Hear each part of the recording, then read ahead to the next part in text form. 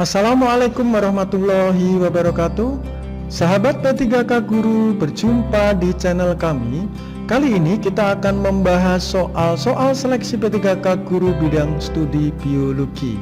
Part pertama ini kita akan belajar soal-soal materi keanekaragaman hayati. Oke, kita mulai dari nomor 1. Manfaat keanekaragaman hayati bagi manusia adalah sebagai berikut, kecuali ya. Sahabat P3K, kita lihat ya, banyak sekali manfaat dari keanekaragaman hayati. Bisa manfaat ekologis, yang pertama, yang kedua bisa manfaat ekonomis, dan yang ketiga manfaat estetika dan budaya. Ekologis ini berkaitan dengan kestabilan ekosistem ya, atau sumber keanekaragaman gen atau plasma nuftah. Nah, sehingga akan menjaga siklus-siklus materi menjadi lebih stabil. Oke ya, jadi menyimpan berbagai macam genetik, oke, masuk, kemudian menjaga kestabilan interaksi dalam siklus materi, betul. Nah, sekaligus melindungi sumber air tanah di dalam ekosistem ya.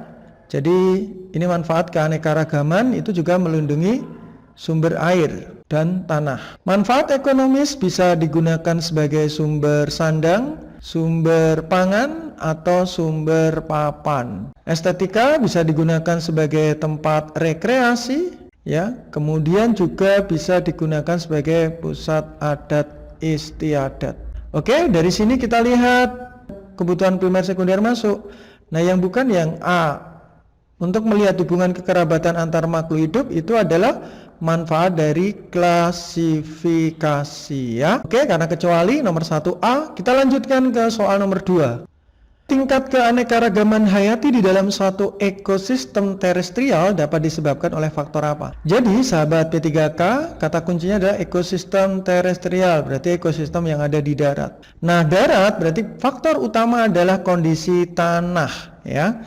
Jadi kondisi tanah, kata kuncinya di sini. Nah, kondisi tanah ini dipengaruhi oleh yang namanya curah hujan.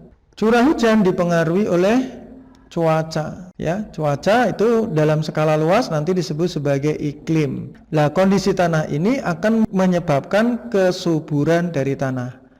Nah, kesuburan dari tanah inilah yang menyebabkan keanekaragaman jenis tumbuhan. Keanekaragaman tumbuhan maka menyebabkan keanekaragaman jenis hewan. Jadi keanekaragaman ekosistem darat atau terestrial itu sangat dipengaruhi oleh kesuburan tanah yang A. Oke ya, kalau pencemaran malah justru akan mengganggu ekosistem ya. Pemanfaatan juga termasuk bagian dari eksploitasi. Reboisasi ini penanaman hutan kembali bukan, dan penghutanan kembali sama dengan reboisasi. Oke ya.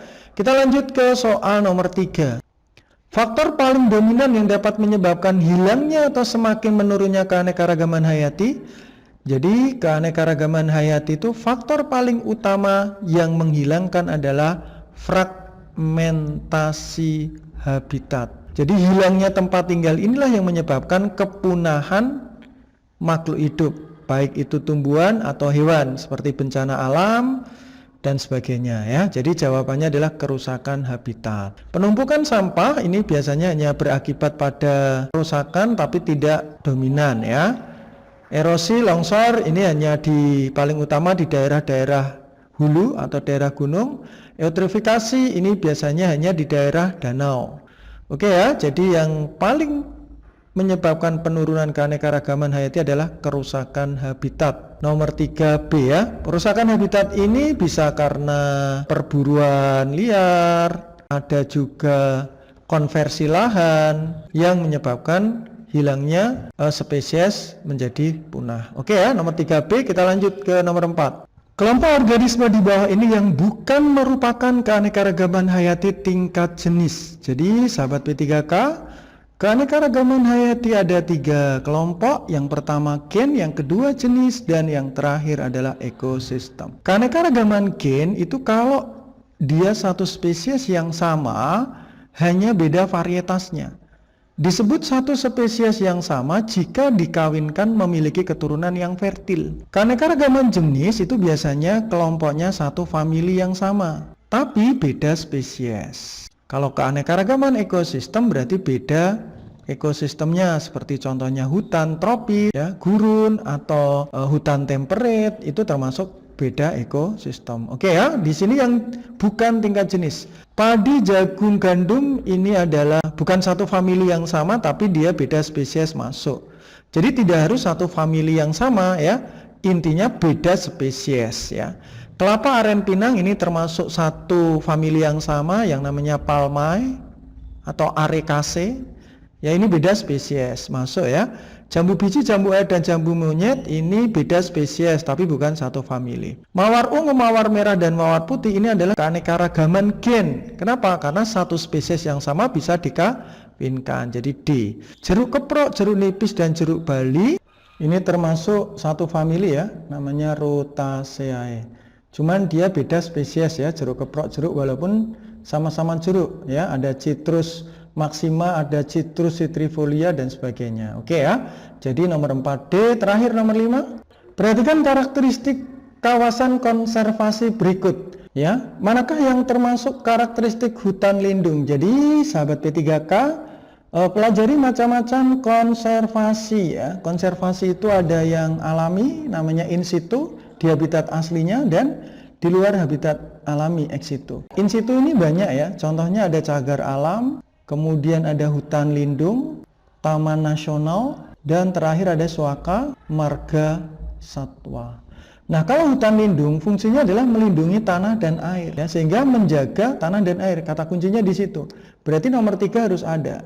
Ini coret ya, ada nomor 3 ya. Nah, sehingga mengatur tata kelola air. Air itu sebagai penyangga kehidupan. Berarti mencegah longsor juga ya. Ya, banjir, longsor ya. Ini ya, sebagai pelindung penyangga kehidupan, mencegah interupsi air laut juga bisa. Jadi 2, 3, 4C.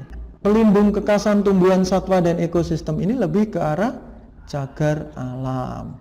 Ya, untuk keperluan penelitian ini bisa taman nasional. Begitu sahabat P3K nomor 5C. Demikian pembahasan soal-soal P3K bab keanekaragaman hayati. Sukses selalu, semangat selalu. Assalamualaikum warahmatullahi wabarakatuh.